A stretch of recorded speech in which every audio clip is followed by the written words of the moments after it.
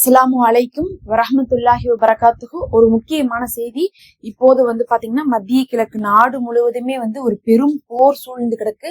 அங்கங்க தாக்குதல் நடக்க ஆரம்பிச்சிருக்கு. சவுதியுடைய ரியாதிலேயே தாக்குதல் நடத்தப்பட்டிருக்குது. அது மட்டும் இல்லாம கத்தாரு, UAE, பஹ்ரைன் போன்ற பல நாடுகள்ல கடுமையான தாக்குதல். எல்லாத்துக்கும் மேல துபாயில எல்லாம் பாத்தீங்கன்னா நம்ம சொன்னாவே நம்மளுடைய சொந்தக்காரங்களா இருக்கிறாங்கன்னு சொல்ற அளவுக்கான இடங்கள்லாம் இருக்கு. நிறைய பேர் துபாயில செட்டில் ஆயிருக்காங்க, கத்தார்ல செட்டில் ஆயிருக்காங்க. அங்க அதிகமாக பாத்தீங்கன்னா முழுக்க அதெல்லாம் முஸ்லிம் நாடுகள் தான். எல்லா பக்கமும் இப்போது நேரத்துல இருந்து தாக்குதல் கடுமையாக நடந்துட்டு இருக்குது. என்ன நடந்திருக்குன்னு சொல்லிட்டு நீங்க நியூஸ்ல பாத்திருப்பீங்க. ஃபர்ஸ்ட் இந்த இஸ்ரேலும் அமெரிக்காவும் சேர்ந்துட்டு ஈரான்ல இருக்கக்கூடிய எண்ணெய் வளத்தை திருடுவதற்காக ஈரானுக்கு குடைச்சல் கொடுத்துக்கிட்டே இருந்தாங்க. ஆனாலும் ஈரான் நாங்க அடிப்பணிய மாட்டோம், காசாவை பாலஸ்தீனத்தை செஞ்ச மாதிரி நீங்க ஈரானை செய்ய பாக்குறீங்களா, நாங்க விட மாட்டோம்னு சொல்லிட்டு ஆரம்பத்துல இருந்தே உறுதியா இருந்தாங்க. காசா விஷயத்துல கூட ஈரான் ஹெல்ப் பண்ணிட்டு இருந்தாங்கன்னு நமக்கு தெரியும். இப்ப பாத்தீங்கன்னா காசால போர் நின்றுருக்கு. ஒரு 3 மாசமா போர் நின்னாலும் கூட அங்க இன்னும் நிறைய அநியாயங்கள் நடந்துட்டு தான் இருக்குது. ஆனா அங்க போர் நின்றுச்சு. நின்னதுல இருந்தே 3 மாசமா என்ன பண்ணிட்டு இருக்காங்கன்னா ஈரானை தாக்குறதுக்காக அமெரிக்காவும் இஸ்ரேலும் பிளான் போட்டுட்டே இருந்தாங்க. பிளான் போட்டவங்க நேத்து 12:30 மணிக்கு கரெக்டா தாக்கிட்டாங்க. எதுக்காகனா நேத்து அங்க அமைச்சரவை கூடிச்சு.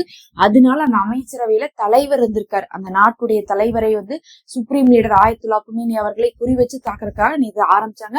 500 தாக்குதல்கள் ஈரான் மேல நடத்தப்பட்டுச்சு. அதுல பாத்தீங்கன்னா நேத்து நடத்தப்பட்ட தாக்குதலுக்கு இன்னைக்குதான் ஈரான் அறிவிச்சிருக்காங்க. எங்களுடைய தலைவர், உச்சபட்ச தலைவர் ஆயத்துல்லா குமேனி அவர்கள், அவர்களுடைய மகள், அவர்களுடைய மருமகன், குழந்தைகள், இன்னும் முக்கியமான தலைவர்கள் உட்பட 40 பேர் இறந்துட்டாங்க அப்படிங்கக்கூடிய ஒரு தகவல் வந்துருச்சு. அதுவும் ஈரானுடைய அரசு ஊடகமே கொடுத்துருச்சு. கையோட பாத்தீங்கன்னா இன்னொரு விஷயம் பார்க்கும்போது அங்க இருக்கக்கூடிய ஒரு பள்ளிக்கூடத்துல விழுந்து 100கணக்கான குழந்தைகள் இறந்திருக்காங்க நேத்து மட்டுமே.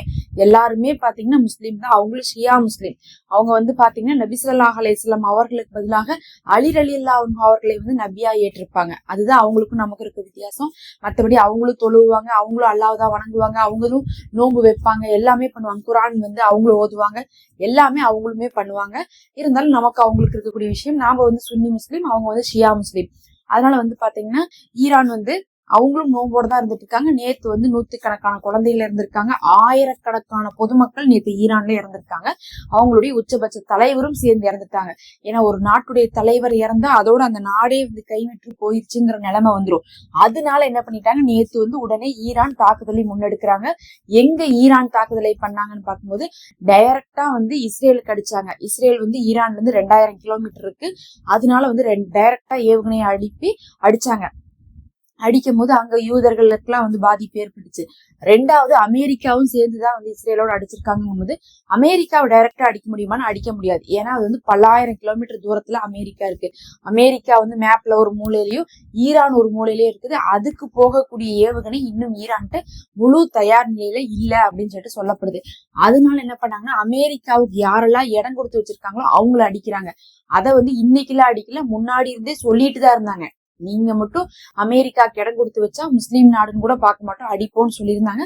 கண்டிப்பா முஸ்லீம் நாடுகள் மேல தப்பு இருக்கு. பக்கத்தால இருக்கக்கூடிய Qatar, Dubai, Bahrain, UAE, Saudi உட்பட இன்னும் பாத்தீங்கன்னா நிறைய நாடுகள் இருக்கு. ஜோர்டானு, ஈராக்கு, எல்லா நாடுகளுமே அமெரிக்காவுக்கு இடத்த கொடுத்திருக்காங்க. அமெரிக்காவுடைய ராணுவ தளத்தை அங்க அவங்க வச்சிருக்காங்க. வச்சு அந்த ராணுவ தளத்துல இருந்தும் தாக்குதல் போகுது.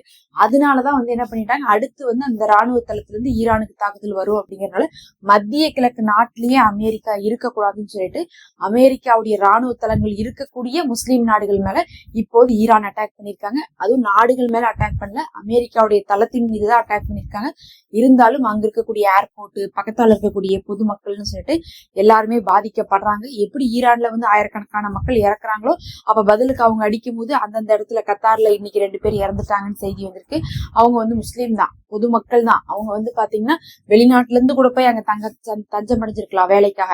அப்படி பார்க்கும்போது சவுதி முதல் கொண்டு நேற்று ரியாதுல தாக்குதல் நடத்தப்பட்டிருக்கு. இப்ப முஸ்லீம் நாடே ரமலான் மாசத்துல இந்த 10வது நோன்புல இருந்து ரொம்ப பரபரப்பா இருக்காங்க. எல்லா பக்கமும் வான்பரப்பெல்லாம் மூடிட்டாங்க, பிளைட் எல்லாம் வந்து நிறுத்திட்டாங்க. முஸ்லீம் நாடே இப்ப அமைதி இல்லாம இருக்கு.